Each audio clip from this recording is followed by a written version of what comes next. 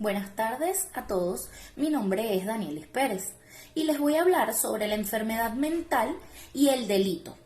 En principio, para poder comprender todo lo relacionado con estos temas, es importante conocer lo que es la enfermedad mental y los delitos que pueden emanar de ella. Se debe conocer que la enfermedad mental son alteraciones de los procesos cognitivos y afectivos del desarrollo, considerándose así como anormales con respecto al grupo social. Es decir, son actos o actitudes que no son comúnmente aceptadas en sociedad o que no son normales para la sociedad.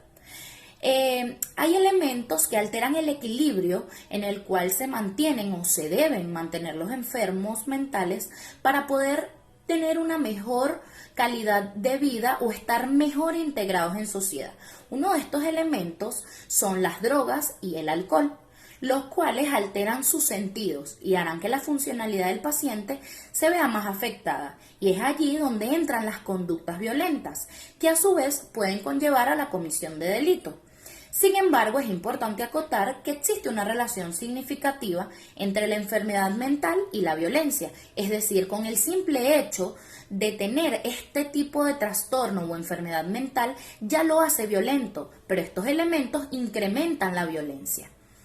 Una de las hipótesis más acertadas a la realidad es que la psicosis es una causa de violencia, lo que crea que los síntomas de dicha enfermedad generan un motivo para el acto criminal, o bien así inferir con la capacidad del individuo para manejar algún tipo de conflicto que tenga, pudiendo ser mediante la acción de organización de la toma de decisiones. De este modo, de proceder ha sido descrito como el principio de racionalidad dentro de la irracionalidad. Es decir, son los momentos de lucidez que tiene el enfermo mental. Dentro de toda esta psicosis tiene momentos de lucidez y luego vuelve a ser irracional. Por eso es que se llama irracionalidad dentro de la racionalidad. De esta forma se establece como la hipótesis más acertada, pero no descarta que pueda ser que la psicosis es una consecuencia de la violencia o un correlato de la violencia. Dentro de todos los trastornos mentales que existen, el abuso excesivo de sustancias se destaca por ser uno de los que se encuentra estrechamente vinculado con el delito, y se evidencia así que los individuos con este único diagnóstico, es decir, con abuso de sustancias, cometen de 12 a 16 veces más actos de violencia que los sujetos con otro diagnóstico, ya sea esquizofrenia, entre otros, identificados a través de investigaciones y estudios realizados por especialistas, para así poder destacar esta cifra mencionada. Se relaciona particularmente con el abuso del alcohol, como también la ansiedad y la depresión. Es de esta manera que se establece que el abuso de sustancias puede incrementar el riesgo de violencia a través de diferentes mecanismos. El consumo de sustancias, a su vez, provoca desajustes en la capacidad que tiene el individuo de controlar sus impulsos, sus emociones, sus sentimientos, sus pensamientos, entre otros, ya que los efectos químicos de la droga son depresores del sistema nervioso central. Por consiguiente, lo que incita al sujeto a la violencia, a alterar su sistema y cómo él responde ante algún tipo de conflicto o dificultad. La revista científica arbitrada del área psiquiátrica forense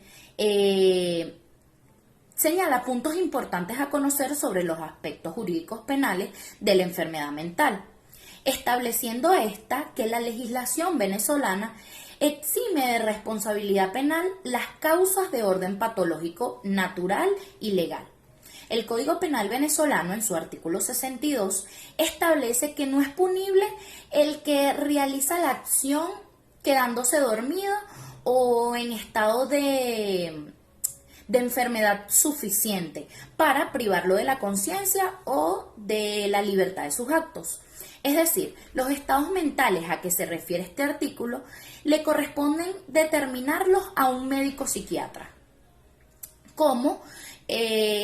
como este es el auxiliar del sistema de administración de justicia, le corresponde a este. Es por esta razón, expresada con anterioridad, que no se trata simplemente de que se constate la existencia de una enfermedad mental para que se excluya de imputabilidad. Se requiere que aquella produzca los efectos señalados en este artículo.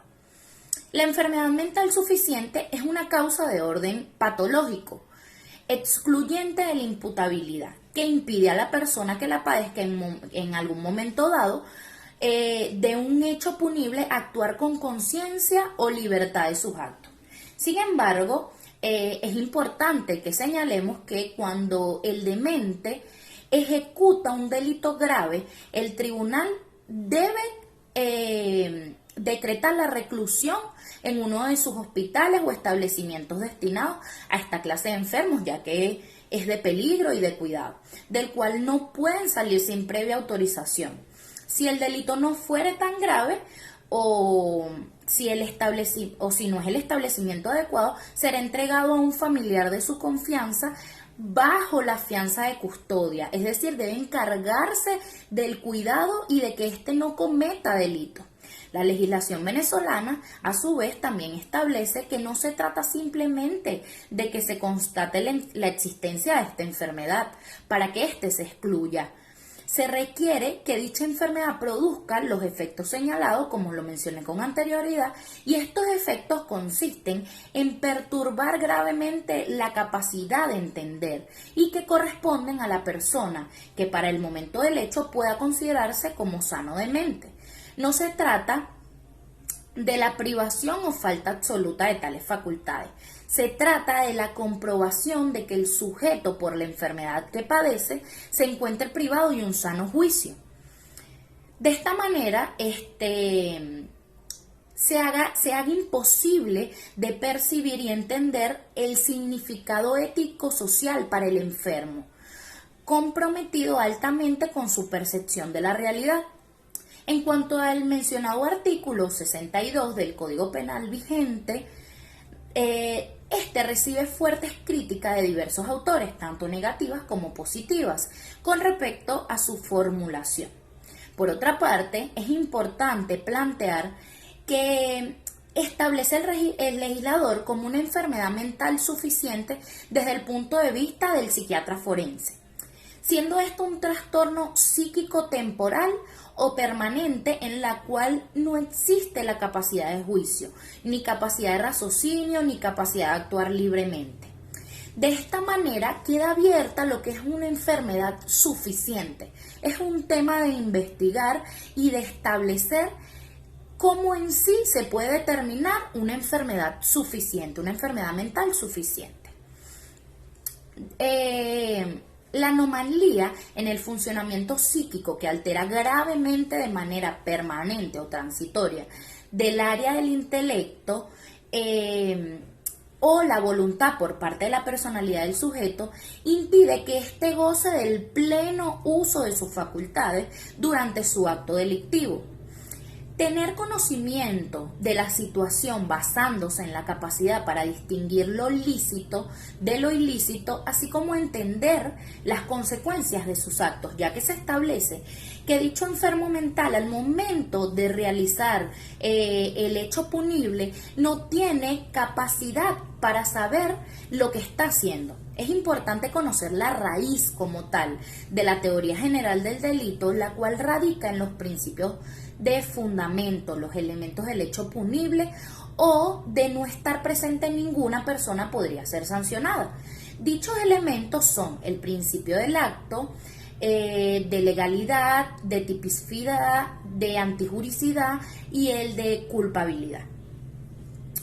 El principio del acto es aquel que enlaza a la persona con el hecho, es decir, la persona debe realizar, o en este caso el enfermo mental, debe comprobarse que haya realizado el hecho, para así poderle atribuir el cargo de un hecho punible.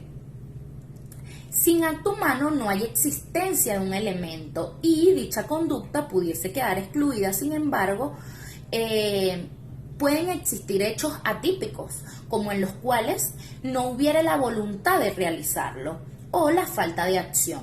Ahora bien, los supuestos que supondría la ausencia del acto por falta de elementos subjetivos son los actos o movimientos de reflejo o de fuerza irresistible y los estados de plena depresión de la conciencia o supresión de la conciencia, entendiendo por conciencia desde el punto de vista del derecho penal como la posibilidad del sujeto de formarse una intención racional de cometer el delito. Es decir, debe tener la intención de cometer este delito y cometerlo a su vez. En otras palabras, y por lo expresado con anterioridad, la legislación venezolana establece que el enfermo mental no será sancionado con una pena por un hecho punible, pero ello no implica que en el caso de tener una enfermedad crónica, el juez podría ordenar su reclusión en un centro especializado para que así se trate dicha enfermedad y no se sigan cometiendo este tipo de delitos. En el supuesto de que la persona sea adulta, porque de ser adolescente y de acuerdo con lo previsto en la Ley Orgánica para Protección de Niños, Niñas y Adolescentes, el juez especializado en esta materia deberá notificar al Consejo de Protección del lugar donde reside para que acuerde la medida que sea idónea para el menor. Motivado a esto, se considera que la intervención de la psiquiatría forense en el campo jurídico, sobre todo en el derecho penal, es de gran importancia, dado a que a través del informe psiquiátrico forense, el administrador de justicia podrá declarar la imputabilidad o no de una persona en conflicto con la ley penal para afrontar así el proceso penal y su consecuencia jurídica, de ser hallado responsable de los hechos que se le atribuyen. De igual forma, se han llevado a cabo exhaustivas comparaciones entre la legislación venezolana y legislaciones extranjeras, donde se puede apreciar que en Venezuela no están definidas taxativamente las causales de inimputabilidad, ya que en este artículo mencionado se expresa muy a grosso modo, ni tampoco lo que debe entenderse por enfermedad mental suficiente. Como lo mencioné, queda abierto a cómo puede definirse una enfermedad mental suficiente, aunado al hecho a que engloba en el artículo 62 como causa de no punibilidad el cometer la acción dormido, lo contrario de tal legislación española y colombiana, las cuales excluyen de las causales de inimputabilidad el sueño natural, basándose en que al cometer una acción o al realizar una acción hallándose dormido, debería tratarse como una falta de acción y por ende un hecho atípico. Gracias.